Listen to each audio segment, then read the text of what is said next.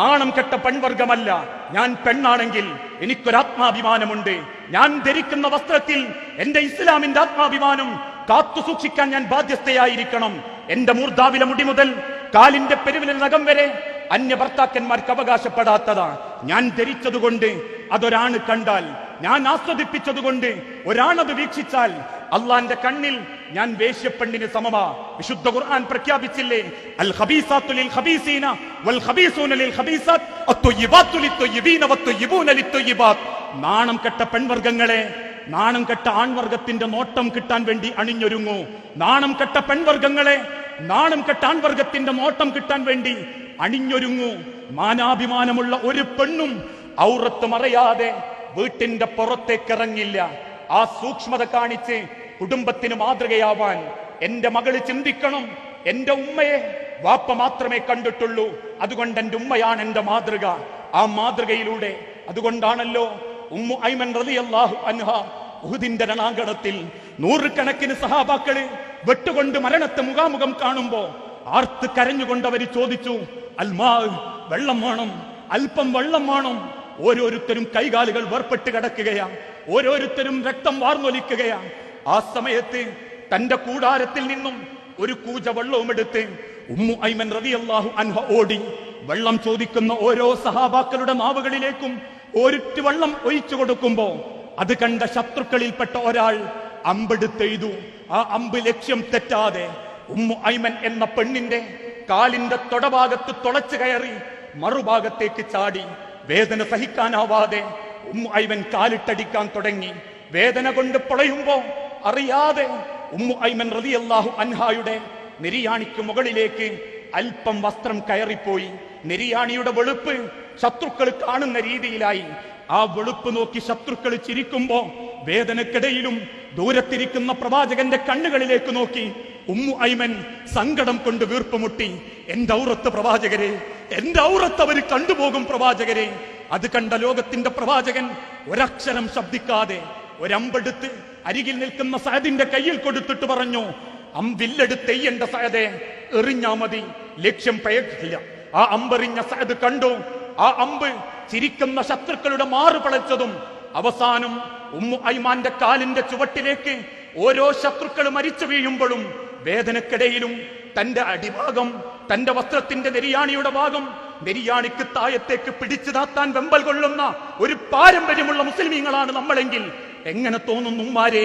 ഇറുകിപ്പിടിച്ച വസ്ത്രവും കുട്ടി ജീൻസും ബനിയൻ ക്ലോത്തും ലെഗിൻസും ധരിച്ച് സ്വയം അണിഞ്ഞൊരുങ്ങാനും പെൺമക്കളെ അണിയിച്ചൊരുക്കി നാട്ടുകാർക്ക് വീതം വെക്കാനും എങ്ങനെ സാധിക്കുന്നു മുഅ്മിനീങ്ങളെ? എന്റെ ജീവനേക്കാളേറെ റസൂലുള്ളാഹിനെ സ്നേഹിക്കുന്ന ഒരു മനസ്സ്, എന്റെ ഉത്തരവാദിത്വം ഈ ലോകത്ത് നിന്ന് മരിക്കുമ്പോ ഒരാൾക്കെങ്കിലും വെളിച്ചം കിട്ടണം എന്ന നെയ്യത്തോടെ എന്റെ മുൻപിൽ കൂടിയിരിക്കുന്ന ഉമ്മമാരോട് അവസാനമായി ഈ കണ്ട നേരങ്ങൾ അത്രയും ഇരുന്നത് ഏതെങ്കിലും കക്ഷിത്തത്തെ വിജയിപ്പിക്കാനല്ല, മാറാൻ വേണ്ടിയാ, തിരുത്തലുണ്ടാകാൻ വേണ്ടിയാ. എന്റെ വീട്ടിലെ പൂച്ചെടികളെക്കാൾ വീട്ടിന്റെ മുറ്റത്ത് നടത്തുന്ന ഖുർആൻ ക്ലാസ്സാണ് എനിക്ക് മുഖ്യം എന്ന് വിശ്വസിക്കുന്ന ഉമ്മമാരാവാൻ, നാട്ടുകാര് പരിഹസിച്ചാലും കല്യാണ വീട്ടിലെ നാത്തുമാര് ചോദിച്ചാലും എന്റെ ഔറത്ത് എന്റെ ഭർത്താവിന് അവകാശപ്പെട്ടതാണെന്ന് പറയുന്ന മാനാഭിമാനമുള്ള പെൺമക്കളാവാൻ, എന്റെ വീട്ടിന്റെ പുറത്തേക്കിറങ്ങുന്ന പെൺകുട്ടിക്ക് അവളുടെ ഭൗതിക സൗന്ദര്യം കണ്ട് 1000 ആലോചനകൾ വന്നാലും മനസ്സിന്റെ സൗന്ദര്യം കണ്ടുവരുന്ന ആലോചന മതി എന്റെ പെൺകുട്ടികൾക്കെന്ന് വിശ്വസിച്ച് ആ പെൺമക്കളെ മതബോധത്തിൽ വളർത്താനും നാളെ മറ്റന്നാൾ മരിച്ചു കിടക്കുമ്പോ ഉമ്മാന്റെ മധ്യഭാഗത്ത് നിന്ന് നെഞ്ചത്ത് കൈകെട്ടി കരയുമ്പോ ഉമ്മാക്ക് വേണ്ടി മയ്യത്ത് നമസ്കരിക്കാനും മറക്കുള്ളിൽ കൊണ്ടുപോയി ഉമ്മാനെ തോളത്തേക്ക് ചെരിച്ചു കടത്തി ഒറ്റ വയറ് തടവി വിസർജ്യം കൈകൊണ്ട് വാരിക്കളഞ്ഞ് വെള്ളപ്പടവയിൽ പൊതിഞ്ഞ് തിരുനെറ്റിയിൽ ഉമ്മ വെച്ച് വാപ്പാന്റെ ആങ്ങളയുടെ കയ്യിൽ ഏൽപ്പിച്ചു കൊടുക്കുമ്പോ എന്റെ മകളുടെ ജീവിതത്തിൽ മാറ്റങ്ങൾ ഉണ്ടാക്കിയ ഉമ്മയാവണം എനിക്ക് ചിന്തിക്കുന്ന നല്ല മഹതികളാവാൻ, പെൺമക്കളാവാൻ, പെങ്ങന്മാരാവാൻ എന്റെ സഹോദരിമാർക്ക് സാധിക്കണം. അതാണ് ജീവിതത്തിന്റെ ലക്ഷ്യം. അത്രയുള്ളൂ ഈ ലോകത്തുനിന്ന് കൊണ്ടുപോകാൻ.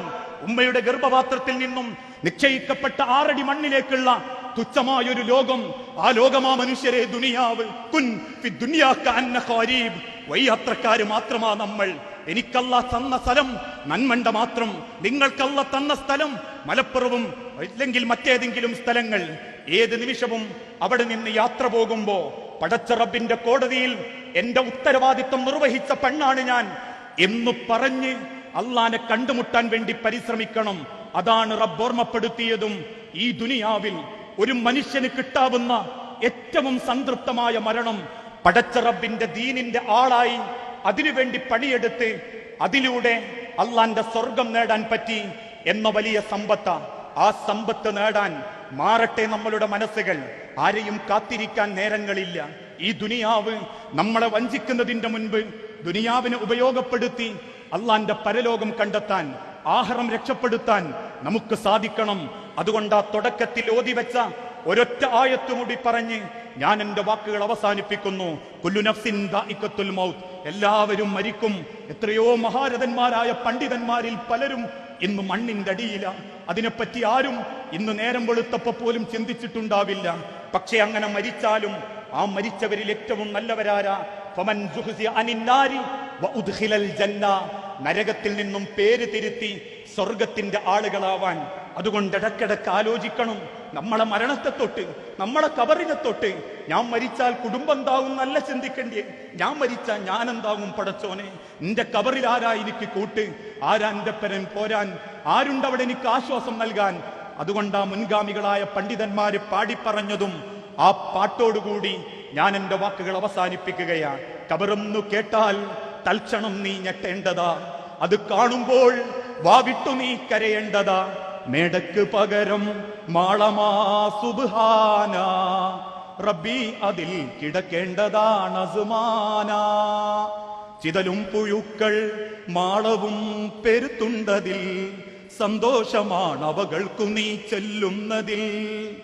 പൊൻവർണ്ണ കോമള മൃദുലമായ ശരീരമിൽ സമരത്തിലാണ് പരസ്പരം തിന്നുന്നതിൽ. 2-3 ദിനം കൊണ്ട് അഴുകുന്നതാണ് ഈ നേത്രം 2. ഉടൻ തന്നെ മുഖമിൽ കാണുമേ ഗുഹ 2. അത് കണ്ട് മണ്ടുമേ ഭയം കൊണ്ട്. അത്രയുള്ളൂ മനുഷ്യരെ ദുനിയാവ്. ആ ദുനിയാവ് പവർ കാണിച്ചും പത്രാസ് കാണിച്ചും തമ്മ് തെറ്റിയും അഹങ്കാരം കാണിച്ചും ആലീസ് മട്ടിൽ കെട്ടിപ്പൊക്കുന്ന കൊട്ടാരങ്ങൾ സ്വപ്നം കണ്ട് ജീവിക്കാനുള്ളതല്ല. മറിച്ച് പടച്ച റബ്ബിന്റെ കബർ എന്ന ലോകത്തെ ആലോചിച്ച് സ്വന്തം ജീവിതം ചിട്ടപ്പെടുത്താനുള്ളതാ.